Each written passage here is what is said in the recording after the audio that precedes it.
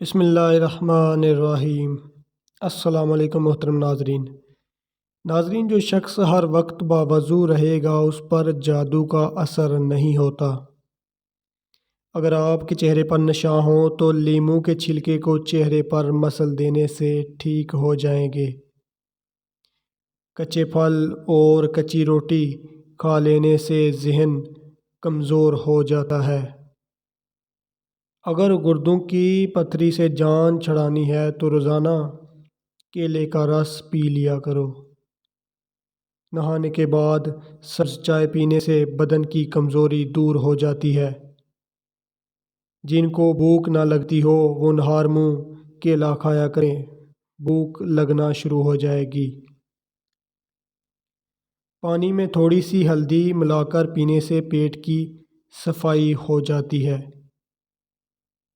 نہار منہ 2 گلاس پانی پینے سے انسان کا دماغ تیز ہو جاتا ہے۔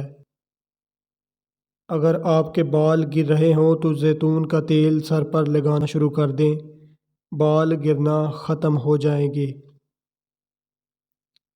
سرسوں کے تیل میں نیم کے پتے جلا کر دانت میں لگاؤ، دانت کا درد ٹھیک ہو جائے گا۔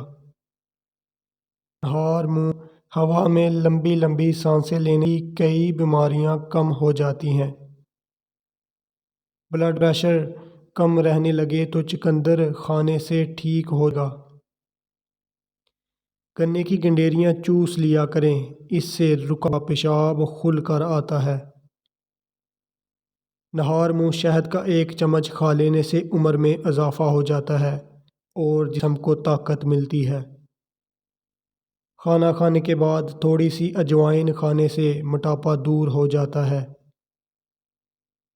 نظر کو بہتر کرنے کے لیے شکرقندی کا استعمال کیا کریں، یہ بہت مفید ہے۔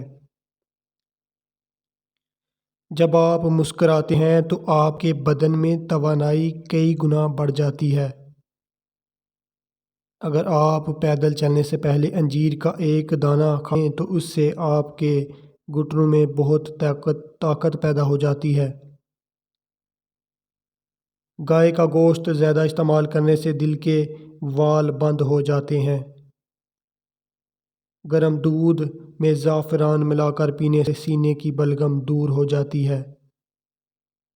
دانتوں کا کام آنتوں سے مت لو، یعنی کھاتے وقت ہر نوالے کو کم سے کم 33 بار چبا لیا کرو۔